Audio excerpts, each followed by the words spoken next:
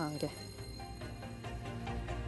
Assalamualaikum, salam sejahtera. Anda bersama saya Hafizi Rosli dan juga Nina dalam Pantau Pantau Kerajaan Kerajaan Baru. Baharu. Ini segmen yang kami nak bincangkanlah. Kita Betul. nak melihat bagaimana sebenarnya kerajaan pada ketika ini bergerak dan pastinya juga kali ini kita nak membawakan mengenai isu pemerkasaan wanita kerana kita melihat kerajaan perpaduan yang diterajui Perdana Menteri Datuk Seri Anwar Ibrahim mengetengahkan 5 menteri dan 8 timbalan menteri daripada kalangan golongan wanita, dan di peringkat agensi kerajaan ataupun swasta juga kita melihat banyak ya jawatan-jawatan tertinggi organisasi kini semakin mengetengahkan juga golongan wanita ini. Dan ini menunjukkan usaha permakasaan golongan wanita ini semakin baik, namun sudah pasti ia perlu ditambah baik kerana golongan ini juga perlu diberi ruang setara dengan lelaki. Bagaimanapun walaupun kita sudah mencapai kejayaan ini, namun banyak perkara yang perlu kita teliti lagi. Betul Hafizi? Ya, kerana namun kalau kita lihat juga isunya sekarang ini bukanlah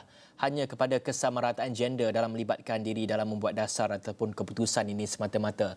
Namun banyak lagi isu yang membelakangi golongan wanita ini yang perlu diberikan perhatian, dan pastinya dalam jam ini kita ingin membincangkan mengenai usaha pemerkasaan wanita, bagaimana ingin kita meneruskan agenda pemerkasaan wanita dalam negara kita. Kita akan bersama dengan siapa sebenarnya ini? Sekarang kita sudah sedia berada di dalam talian untuk bantu kita kenal pasti apakah isu yang dihadapi oleh wanita di abad ke-21 ini, apakah idea baharu dalam meneruskan usaha memperkasakan wanita.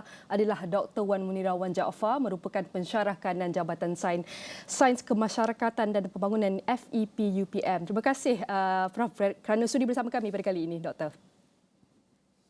Assalamualaikum, selamat pagi Nina dan Hafizi. Terima kasih kerana menjemput saya. Terima kasih. Waalaikumsalam dan selamat tahun baru, Doktor. Pertama sekali, Doktor. Selamat tahun baru ya. Selamat tahun baru.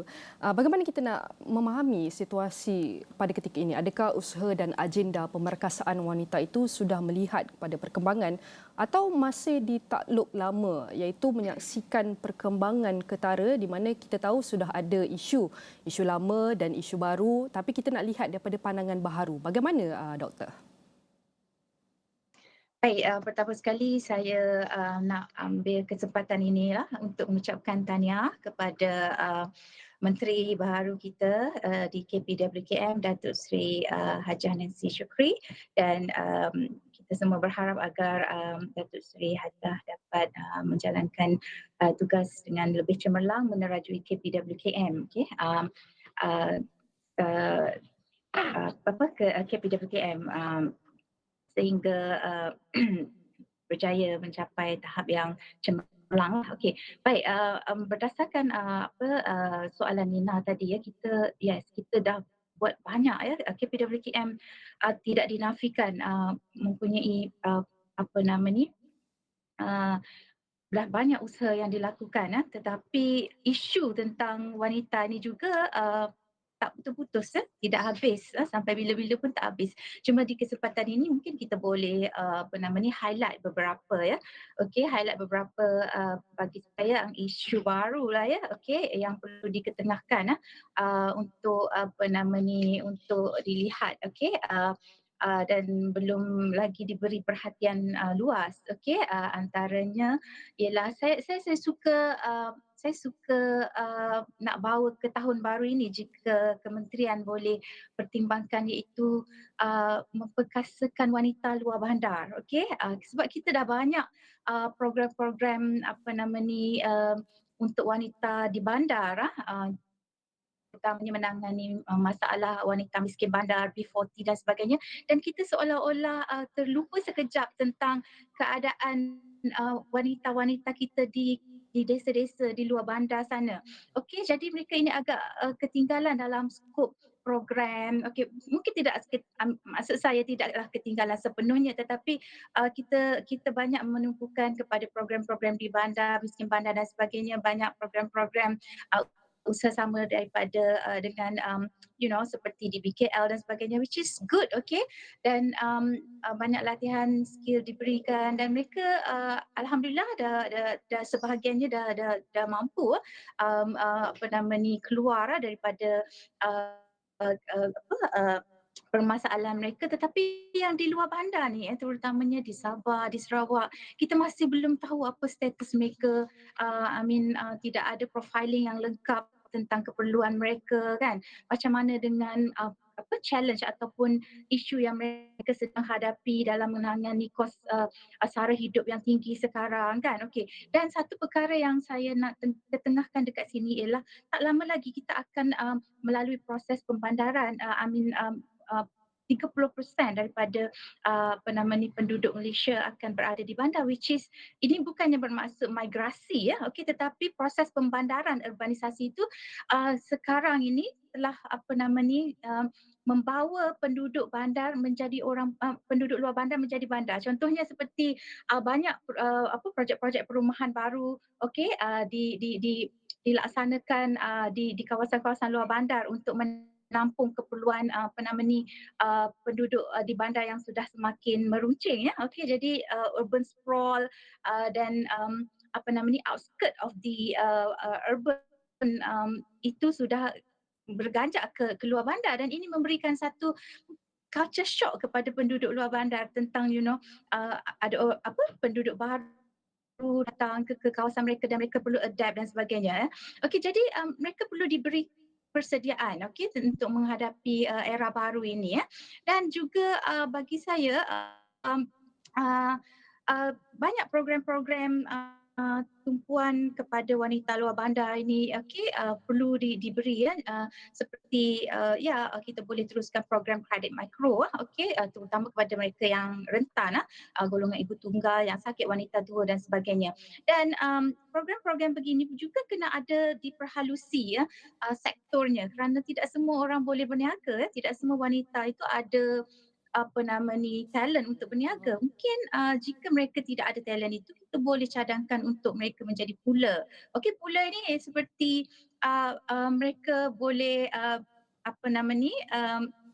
ada network dengan peniaga dan mereka berfungsi untuk macam mana mengumpul barang-barang perniagaan dan diletakkan di satu tempat berkongsi tugasan itu untuk kerja-kerja pembungkusan, penjenamaan, pemasaran dan pengedaran. Ini perkara-perkara ataupun aktiviti-aktiviti yang kita boleh ketengahkan untuk wanita luar bandar.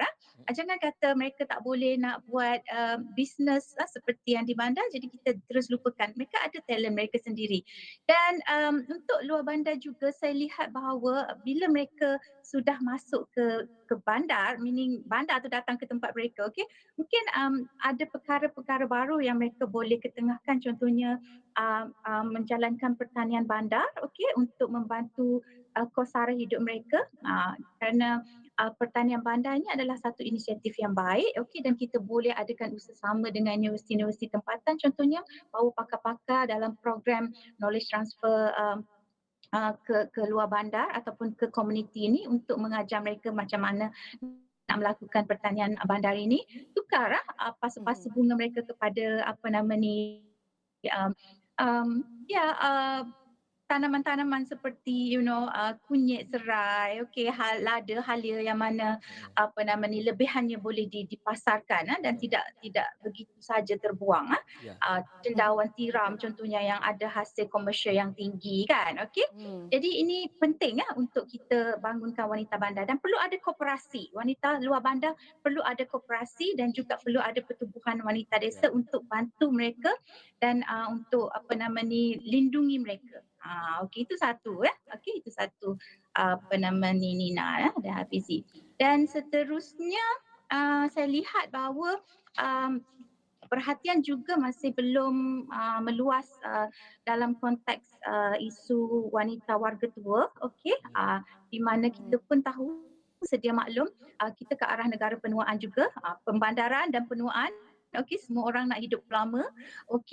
Jadi ramai wanita tua dan mereka tidak sure ataupun masih belum certain mereka punya jaminan masa depan dengan inflasi dan sebagainya.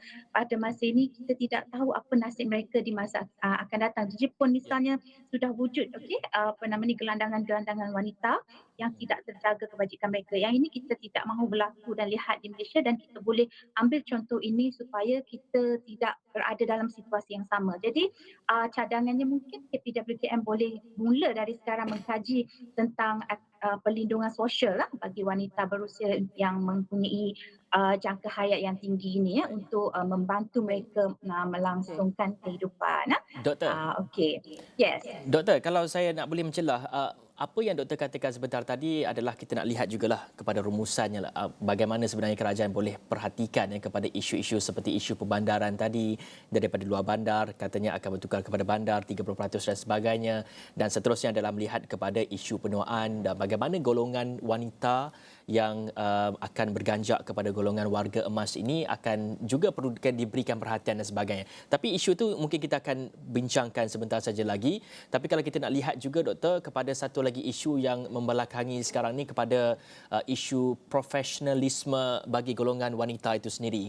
Kerana kalau kita tahu tadi saya telah pun menyebut tadi mengenai pelibatan golongan wanita dalam membuat keputusan dan juga dasar negara, sebagai contohnya mereka ataupun komposisi mereka dalam parlimen, kabinet dan juga jawatan tertinggi.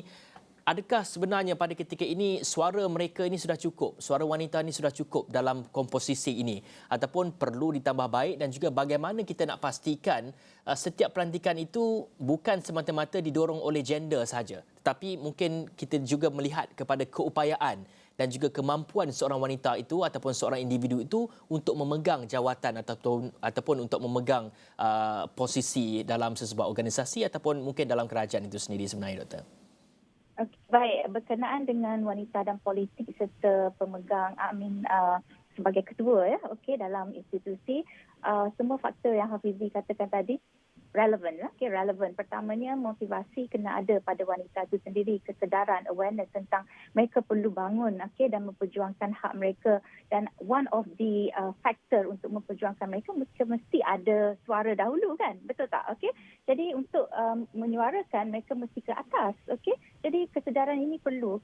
Dan jadi wanita kena tahu hak mereka, dan mereka perlu berani untuk ke depan, dan dalam masa yang sama, mengetahui hak dan berani juga tidak cukup jika tidak ada skill, dan juga tidak ada sokongan daripada pelbagai pihak, dan berkaitan dengan skill dan sokongan ini, mungkin training skill kita boleh asah daripada peringkat awal, daripada peringkat awal di peringkat universiti misalnya, di peringkat sekolah misalnya, sekolah lah, awal-awal sekolah saya lihat, contohnya, kan, kepimpinan ini di sekolah-sekolah kita, sekolah rendah, ketua kelas hanya seorang saja sehingga ke akhir tahun, tidak seperti di luar negara. Pengalaman saya di luar negara, ketua kelas bertukar dan ini memberi ketua kelas bertukar setiap 2 minggu. Jadi anak-anak seronok kerana mereka dapat experience itu untuk menjadi pemimpin, dan ini mungkin boleh mendorong mereka, motivasi mereka untuk terus maju, tidak kira lelaki atau wanita, semua diberi peluang yang sama rata. Jadi saya rasa di peringkat kaum perlu. Itu satu. Yang kedua, of course lah, pihak kementerian, pihak kerajaan, pihak berwajib yang berkaitan perlu mendorong lagi golongan wanita untuk ikut serta dalam persatuan, wujudkan entiti-entiti yang boleh membantu mereka mengenengahkan potensi mereka sebagai seorang leader, di peringkat awal. Macam saya sebut tadi, koperasi ataupun pertubuhan wanita desa, mungkin itu satu cara macam mana kita nak asah skill wanita ini supaya mereka terkedepan, maju ke depan. Mungkin bermula daripada peringkat komuniti mereka sendiri, mungkin bagi mereka selesa dulu, dengan komuniti mereka sendiri, dan seterusnya mereka akan pergi lebih jauh. Mungkin mereka pergi ke lebih atas, sebabnya tanpa kita empower mereka, asah, power itu sudah ada dalam diri mereka, tapi tidak ada yang mengetuknya, kan? Yang empower itu yang penting. Dan di sini juga peranan orang terdekat ya, okey, peranan orang terdekat seperti suami, okey, dan juga ahli keluarga juga penting untuk dan juga ahli komuniti untuk mendorong wanita-wanita supaya menjadi pemimpin ataupun ketua dalam organisasi. Mereka kita sangat perlukan dorongan daripada lelaki lah juga. Dia harap pihak lelaki juga dapat memiliki kesedaran yang tinggi untuk membantu mendorong wanita memegang tampuk kepimpinan.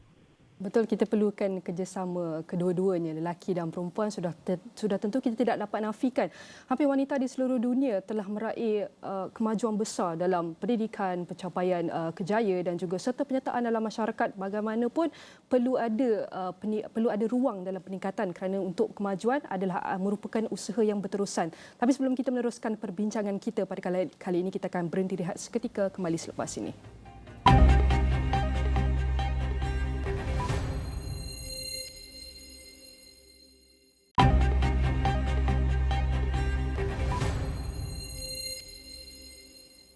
Bertemu kembali dalam Pantau Kerajaan Baharu dan kita akan teruskan perbincangan kita mengenai usaha permerkasaan wanita di Malaysia.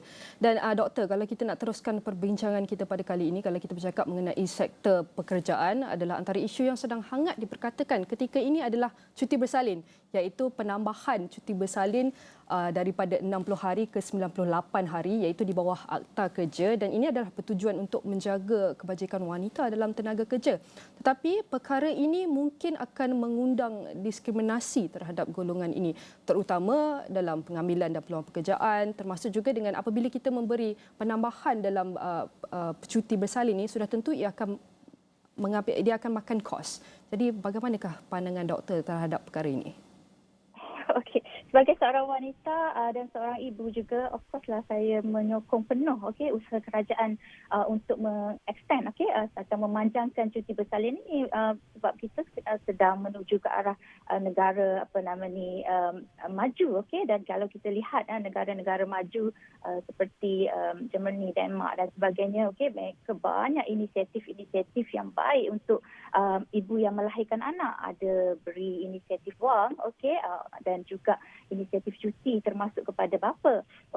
Jadi kita perlu mengambil contoh yang baik. Dan kalau kita lihat dari sudut trend demografi juga trend demografi juga kita lihat motivasi wanita berkerjaya ataupun wanita moden di Malaysia pada masa ini juga sudah semakin menurun dalam konteks melahirkan anak lah. Jadi ini telah menurunkan kadar fertility kita dulu sekitar 7.8 ke 8.2 pada sekitar tahun 1980-an, 90-an, yang bermakna setiap wanita di Malaysia ini melahirkan 7 ke 8 orang anak, tetapi sekarang sudah turun ke hanya 2.3 dia punya kadar rate dia, fertility rate di Malaysia, iaitu wanita kebanyakannya hanya melahirkan 2 ke 3 orang anak. Mungkin faktor-faktor seperti bertambahnya bilangan dual carrier couple atau family orang kata menuntut pasangan-pasangan yang berkahwin dan berkeluarga untuk bekerja, berada di sektor pekerjaan, di workforce, dua-duanya, dan ini memberi kekangan kepada mereka untuk menjaga anak. Jadi di satu sudut baik untuk cuti sebegini diberikan. Perlu juga diberikan kepada bapa, terutama bagi pasangan baru, mereka baru nak mengerasai pengalaman ini, dan ada banyak perkara yang perlu ibu-ibu muda dan bapa-bapa muda belajar. Tetapi dari sudut diskriminasi bagus untuk kita aware dengan perkara-perkara begini tetapi pada pandangan saya, sebagai sebuah negara yang sedang menuju ke arah negara maju, mentaliti ini tidak perlu ada dalam dalam pemikiran majikan, kerana kita sedar bahawa melahirkan natural birth itu dan memberi sumbangan kepada populasi juga adalah satu faktor ekonomi yang sangat-sangat penting, sangat-sangat penting. okey, kita tidak boleh nak mengharapkan kepada faktor pertambahan penduduk di negara kita disebabkan oleh migrasi masuk saja kerana dia membawa masuk pelbagai masalah sosial. Kita perlu ada natural birth, okey, untuk mengekalkan kita punya jati diri dan juga jumlah populasi kewarganegaraan. Okey, jadi sekiranya ini juga akan berlaku dan akan memberi kesan kepada wanita bekerja, okey,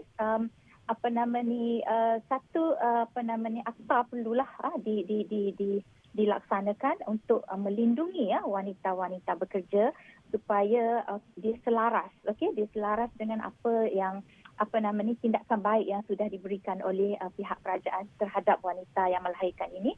Jangan pula perkara baik ini menyebabkan mereka didiskriminasi, in future graduan wanita sukar untuk mendapatkan pekerjaan kerana majikan sudah ada mindset bahawa mereka ini nanti akan berkahwin dan melahirkan anak, dan bila melahirkan anak mereka perlu diberi cuti yang panjang dan sebagainya.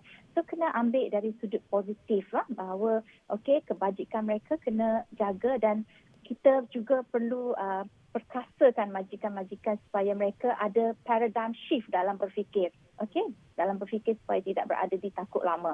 Okey, kerana sekarang ini cara kerja juga boleh banyak berlaku dalam banyak alternatif. Okey, sekiranya diperlukan wanita boleh diberi kelonggaran untuk bekerja di rumah di samping menjaga anak dan sebagainya.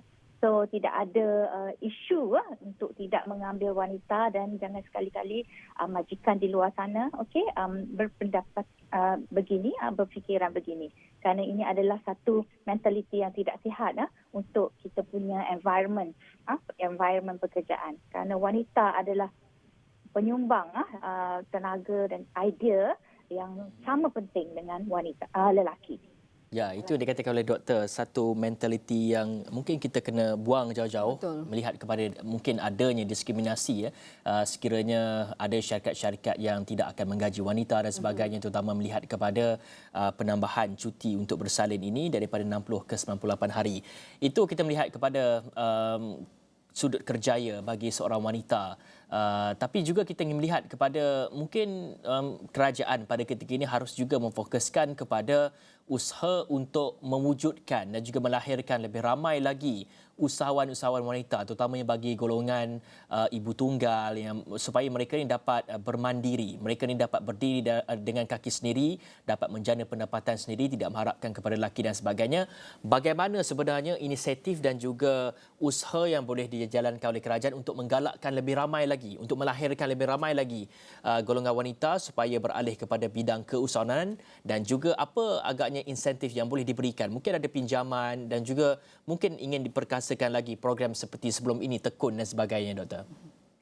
Ya, betul. Okey, of course lah, apa yang baik kita perlu kekalkan, dan apa yang perlu kita fikirkan nilai tambahnya perlu juga difikirkan, kan? Okey. Yang penting kita pihak kementerian lah bagi saya, okey, jangan fikirkan tentang memberi bantuan on one off sahaja, okey, untuk kemudahan kick off ataupun dia start bagi wanita-wanita usahawan ini, tetapi skill kena ada, kerana setiap wanita tu dia skill dia berbeza-beza, dia punya motivasi berbeza-beza, keperluan dia berbeza-beza. Okey, jadi skill juga perlu berbeza-beza.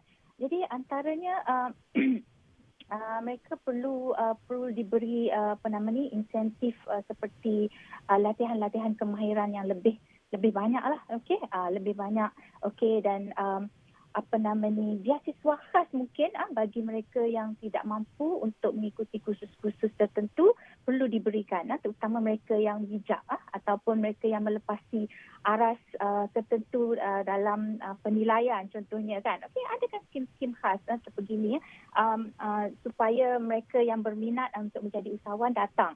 Okey, dan seterusnya saya kira boleh juga diadakan usaha sama kerajaan dan swasta untuk insentif pengecualian cukai, okey, untuk mengambil pekerja wanita sebagai permulaan, dan seterusnya dalam pekerjaan itu boleh diberikan latihan untuk mengasah mereka supaya memegang, okey, ataupun membina perniagaan mereka sendiri, ya. Okey, itu satu.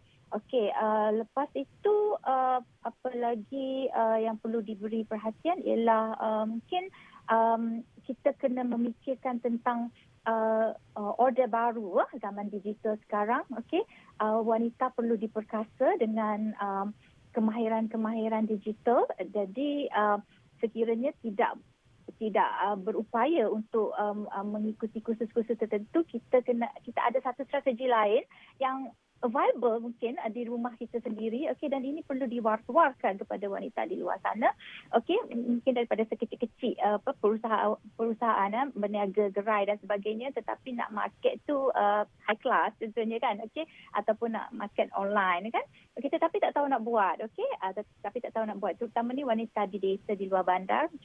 Kita boleh adakan, okey, kita boleh perkasakan ataupun initiate, okey, youth adult partnership, hubungan partnership, okey, usaha sama di antara orang dewasa dan juga golongan muda, okey, untuk membantu dalam mengajar, okey, wanita ini teknologi maklumat, okey, teknologi maklumat, contohnya perkasakan ahli keluarga yang ada di dalam keluarga sendiri supaya membantu ibu ataupun membantu makcik atau membantu nenek memasarkan secara online dan sebagainya. Okey, ini adalah antara inisiatif-inisiatif selain daripada membuat kerjasama dengan universiti-universiti tempatan yang aktif, okey, dalam pendidikan. Pendidikan mesti ongoing, ya. Kita dalam era yang sentiasa dinamik, kita tak boleh tinggalkan penyelidikan. Jadi pendidikan penting supaya kita sentiasa catch up dengan perkara baru yang ada dan wujud di luar sana dalam komuniti, dalam masyarakat. Dan ini boleh memberi profiling baru tentang apakah keperluan-keperluan baru masyarakat di luar sana, terutama wanita dalam menghadapi era baru. Kerana kalau kita tidak ada info ataupun info baru di luar sana, jadi kita akan ketinggalan dan kita juga akan memberikan inisiatif yang salah lah kepada golongan kasar yang tidak betul.